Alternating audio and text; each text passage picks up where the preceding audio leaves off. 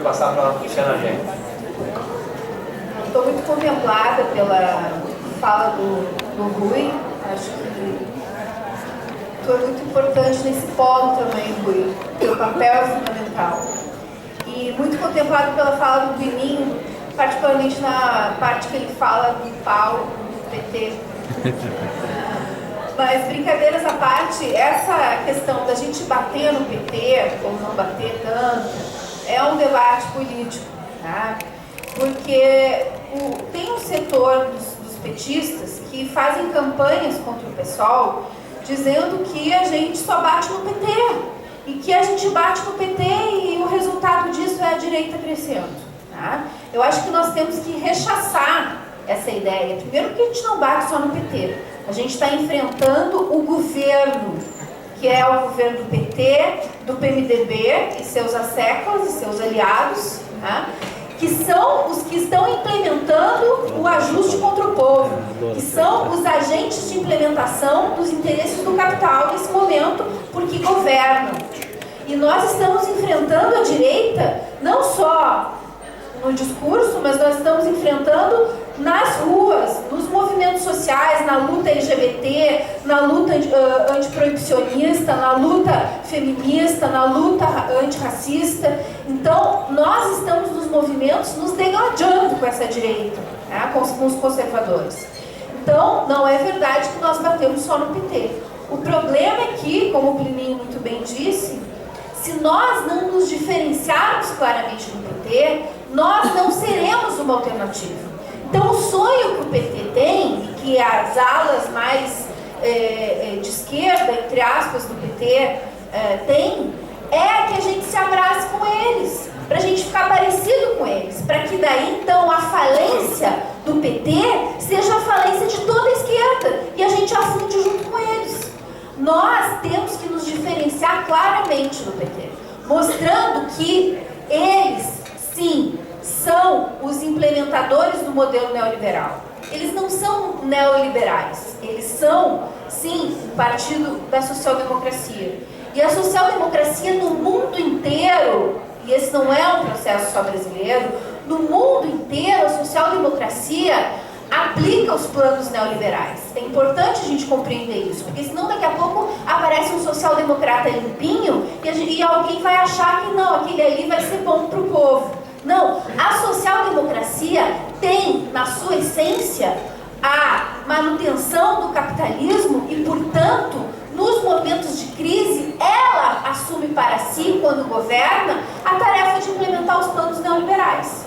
Em momentos de alguma estabilidade econômica, eles acabam até sendo diferentes dos neoliberais. Eles conseguem aplicar esses planos aí que fazem algumas concessões, como foi o caso do PT durante esses anos que passaram. Tá? Mas é importante a gente ter essa compreensão, porque é justamente esse o corte que nós temos que fazer em relação ao que era o PT.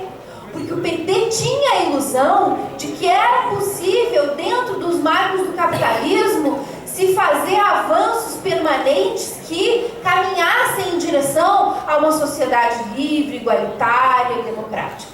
E isso é uma falsa ilusão, e uma ilusão reacionária, que só levará o PSOL a repetir o desastre do PT.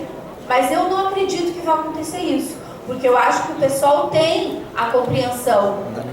Acho que, inclusive, todas as correntes do PSOL têm essa compreensão. Nós podemos ter diferenças em relação a que conclusões tirar dessa compreensão, mas é preciso, eu vejo no PSOL uma clareza muito grande em relação à necessidade de se superar o que foi essa experiência do PT.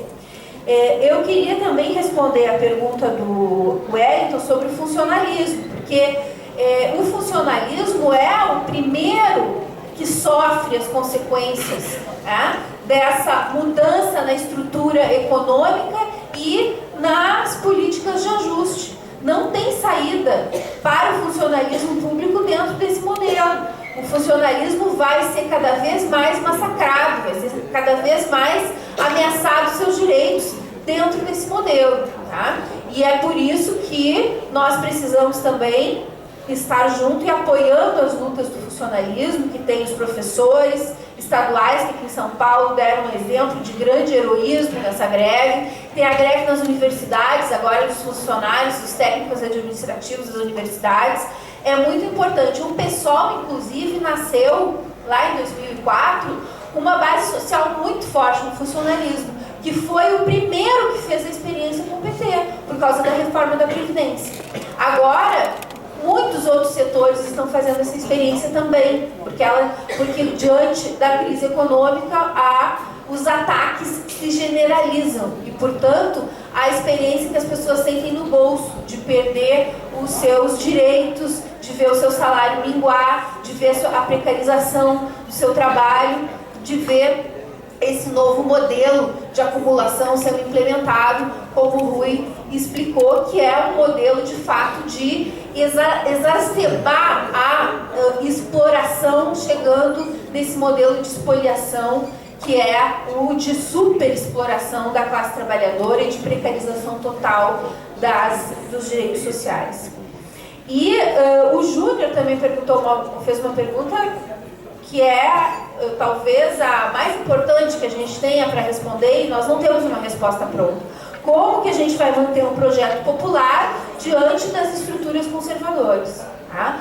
Como que a gente vai manter um partido de ruptura e de enfrentamento com o sistema político dentro do sistema político? Tá? Essa é o grande desafio que nós temos pela frente, é andar no fio dessa navalha, tá? Ao mesmo tempo em que nós estamos atuando dentro do sistema, porque nós estamos aqui dentro do processo eleitoral, por exemplo, nós sermos o partido que defende o fim desse sistema, o partido que é antissistema, o partido que é o partido da luta pela ruptura com esse sistema. Esse é o grande desafio que nós temos, e é por isso que a gente precisa encarar os debates do nosso 5º Congresso com muita seriedade, tá? Para que a gente não permita que as tentações, né, do eleitoralismo, as tentações, né, da entrada dos oportunistas, as tentações da transformação do PSOL numa mera legenda para eleger parlamentares ou prefeitos ou etc., se solidifiquem, se assentem no nosso partido. Nós precisamos fazer com que o PSOL tenha capacidade de aproveitar esses momentos eleitorais, que são fundamentais para a gente poder fazer o diálogo com o povo, mostrar as nossas propostas, mostrar as nossas lideranças, né, as nossas figuras públicas, que são fundamentais, porque as figuras públicas encarnam uma proposta, encarnam um projeto de carne e osso, tá? E, ao mesmo tempo, fazer com que essas propostas possam ser vistas e compreendidas pelo povo. Como é o caso do problema da dívida pública, e a Auditoria Cidadã faz um trabalho fantástico de conscientização sobre o problema da dívida, e nós temos que fazer o vínculo entre o problema da dívida pública com a luta anticapitalista, porque não há solução para o problema da dívida pública dentro dos marcos do capitalismo, no estágio de financiarização da economia que a gente tem em nível mundial, onde inclusive as empresas produtivas, entre aspas, estão lá no mercado especulativo, comprando títulos da dívida pública e elevando ali os seus ganhos, e dentro do chão da fábrica arrochando cada vez mais o salário da classe trabalhadora. Essa é a lógica do capitalismo financiarizado, é a lógica da dívida pública, que serve como instrumento de espoliação dos povos e da classe trabalhadora em cada país. Então, é um grande desafio que o pessoal tem pela frente, construir esse terceiro campo, enfrentando a direita, enfrentando o governo, o ajuste fiscal e as suas medidas de ataques aos interesses do povo, enfrentando os conservadores encarnados ali no Eduardo Cunha, né, que esses dias me disseram que ele parece o malvado favorito, e é mesmo, né? Ele é o próprio malvado favorito. E as medidas que o Eduardo Cunha tenta implementar para fechar o regime político e impedir impedir que o PSOL ou qualquer outro partido de esquerda consequente que exista possa se credenciar como alternativa. E esse é o objetivo dessa medida para nos tirar dos debates. É impedir que o PSOL possa ter visibilidade, impedir que aqui no Brasil se reproduza o que ocorreu na Grécia ou o que ocorreu na Espanha. E uma palavrinha só sobre a Syriza e sobre o que acontece na Grécia. Eu acho que nós precisamos compreender que o processo grego é um processo extremamente complexo, tá? E que o Tsipras, na minha opinião, ele cometeu um erro, que foi acreditar, se iludir, que a União Europeia e a Alemanha poderiam fazer concessões para a Grécia. E eles não podem fazer essas concessões, porque se eles fazem uma concessão para a Grécia, desmorona esse edifício da União Europeia construído em cima do ajuste contra o povo, porque a Grécia é um exemplo fundamental. Então eles precisavam fazer da Grécia um exemplo de derrota, e eu acho que eles ainda não conseguiram. Tá? E eu tenho muita fé que os debates que estão ocorrendo dentro da Syriza, com a plataforma de esquerda, onde tem pessoas como o Kouvelax, o Varoufakis, que foi o ministro das Finanças, que se demitiu depois do acordo, que esse debate vai fazer o Syriza avançar na compreensão da necessidade do enfrentamento. Tá? O Tsipras não é o Lula, que ganhou a eleição e aplicou o modelo econômico do Fernando Henrique, pagou a dívida, nomeou ministros da burguesia e se rendeu completamente e fez com que a gente rompesse ali. Tá? Ali tem um processo em curso, onde o Syriza é fundamental para fazer a construção de uma alternativa e para construir esse processo de ruptura que é necessário construir na Grécia.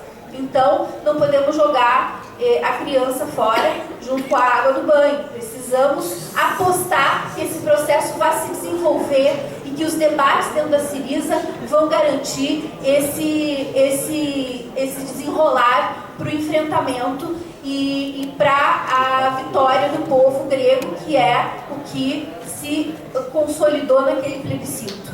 Então, quero agradecer muito a oportunidade de estar aqui com vocês. Eu acho que o debate foi muito bom. Nós vamos continuá-lo agora nas plenárias do nosso Congresso. Com certeza, todas essas avaliações vão ser parte desse debate político e é muito importante que vocês que estão aqui animem os demais filiados a participar dessas discussões para que a gente possa fortalecer o PSOL e ter, ao mesmo tempo em que a gente faz esse debate político interno, a unidade completa do partido para intervir nas lutas sociais, para intervir no dia 20, para intervir nas greves, para intervir nos movimentos, para apoiar o Nós da Sul, para apoiar os metroviários, para apoiar as lutas sociais que estão acontecendo e que são fundamentais para o desenrolar dessa conjuntura política. Muito obrigada.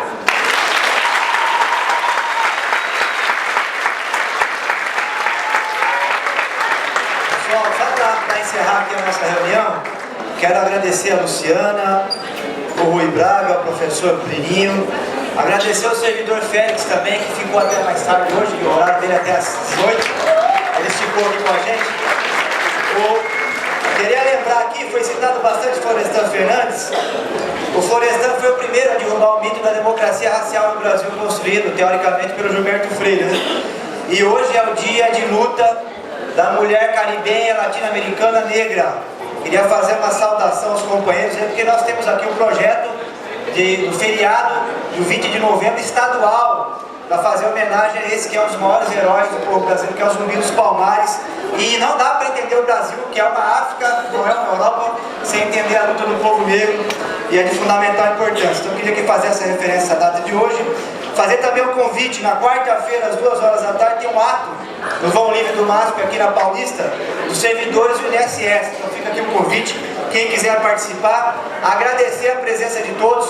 Quem quiser se aprofundar no debate, eu já fiz a propaganda no começo, vou reafirmar, tem um livro aqui do professor Rui Braga, que está aqui com a gente hoje, que é a política do precariado, de fundamental importância nessa discussão da nova classe média, né, ou dos batalhadores brasileiros, que na minha avaliação está corretíssimo, o professor Rui Braga, de fato é os precariados que é a nova categoria de forma mais correta. E para quem tem dúvidas sobre desenvolvimentismo, está aqui também o trabalho do professor Plini, já tem mais. É bastante, isso aqui é meio time, hein?